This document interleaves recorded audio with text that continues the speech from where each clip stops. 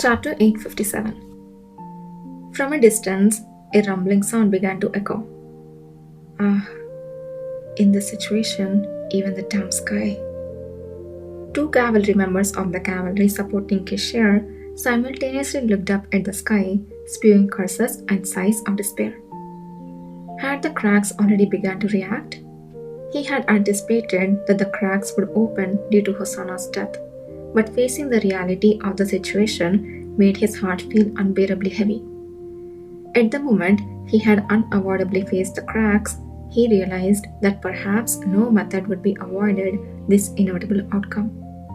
The regret of not being able to do better gnawed at him, but what could he do? At that time, he had made the best decision he could. Now, all he could do was accept what had happened and prepare for what was next.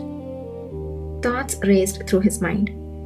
The current state of his allies, the best strategic positioning, methods to persuade Kishir to stay out of it, and plans to mitigate civilian casualties in the relentless weather. Even with a throbbing headache, either tirelessly and fiercely compared the situation to memories of his past life. The situation was unlike any he had experienced before, yet he believed that somewhere in his memories lay crucial information that could help. From now on, nothing can be taken for granted. There is no way to get through this without any harm to my allies. Still, it is paramount to minimize serious injuries and facilitate easier treatment. The impact around Charlemagne will be centered here. Either. At that moment, Kishir interrupted his train of thought. Either, reacting a bit slowly, lifted his head. Even though he was covered in blood and being supported, he still kept his back straight and breath steady, which was characteristic of him and was so elegant that it made Yidder's heart ache. He realized from the first time that this must be the pride Kishir had ingrained in himself, never to be lost in any situation. A fleeting image of a man seated in the dark Paleta castle crossed his mind, but this was not the time to dwell on that. He quickly dismissed the thought. Just now you mentioned that you didn't make the last move correctly, but is that really the case? What do you mean? Yidder's response was delayed, his mind still clouded with unnecessary thoughts. Kishir's gaze, though heavy, seemed to carry a different nuance from before, as if reading all of Yidder's thoughts. Yidder, feeling slightly overwhelmed, averted his gaze.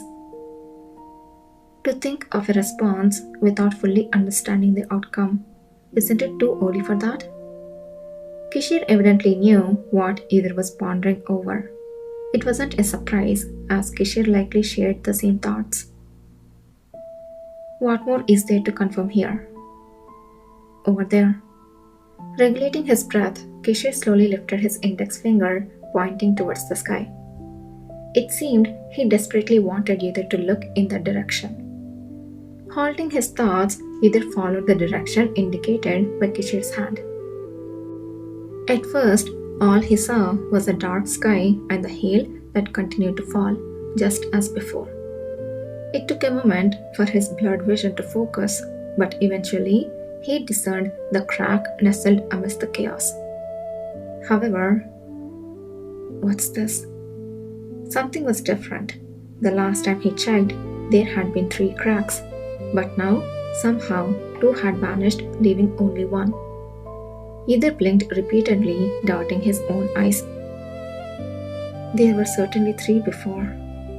No matter how many times he looked, there was still only 1 crack. The remaining crack writhed, open-mouthed. The wriggling black shadows inside it sent shivers down the spine, triggering an instinctual sense of danger.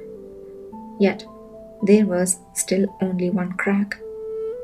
The difference it implied was significant. Yidder hurriedly turned his head back.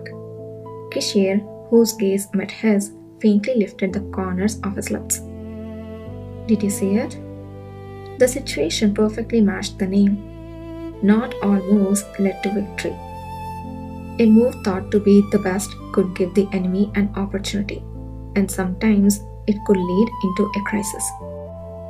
However, if one can find something greater than just a finger and a wedding ring, then and only then does the ring on the ring finger truly gain meaning and life. I have no clue what this is in the middle of the chapter, but I think they are talking something about something good happening, even if he did not expect it.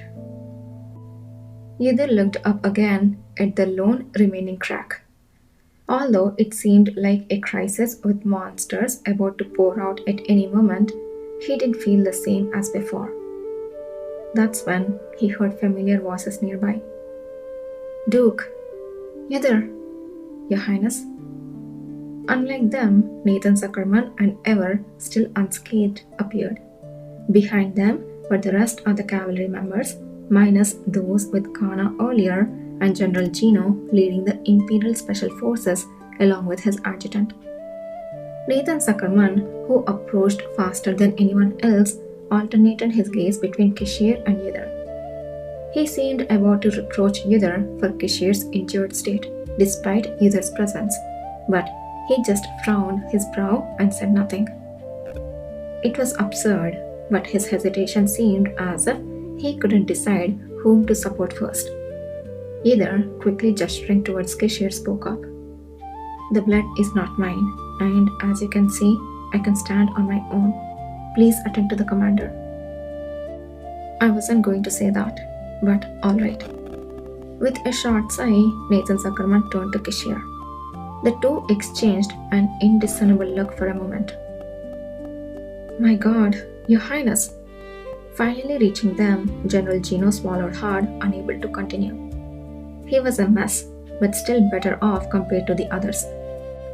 Yidhir took the opportunity to step back slightly as General Gino began speaking hurriedly to Kishir. He thought standing was fine, but moving made him dizzy, almost causing his knees to buckle. The hand that steadied him amidst the pervasive smell of blood carried a completely different scent. Turning his head, Yidhir's blurry vision settled on a face all too familiar, one he never expected to see here. ... Good heavens, by God! It was Anon, and beside him, Luzon. When had they arrived? Surrounded by the cavalry members, Anon stood expressionless. His fierce gaze so intense that even Yidhir, who until moments ago was too enraged to think, flinched. His eyes slowly scanned Yidhir's entire body. A moment later, Anon turned to the cavalry members and asked, My eyes seem a bit off. The burst tomato cluster here, that's not a person, is it? Anon, Yidhir muttered, but Anon didn't turn his head, instead staring demandingly at the cavalry members for an answer. Referring to it as a burst tomato cluster was so ruthlessly candid that it was almost absurd, yet no one dared to contradict him. Such was the intimidating aura emanating from his entire being. How strange! Where did the guy who was supposed to go to a funeral and got all dressed up go? And what on earth is this burst tomato mess? Are you telling me you brought me here to treat this? It's me, Anon. Ha ha! Damn, do tomatoes talk these days? Even the pelting hail seemed to lose its force in front of Anon's dry laughter, a notion that likely wasn't exclusive to Yidhir's perception. Big brother Anon, you need to scold Yidhir more. He needs to be locked up so that he can rest. Oh my gosh. Look at him, all battered and with all those injuries, and he still says he's okay.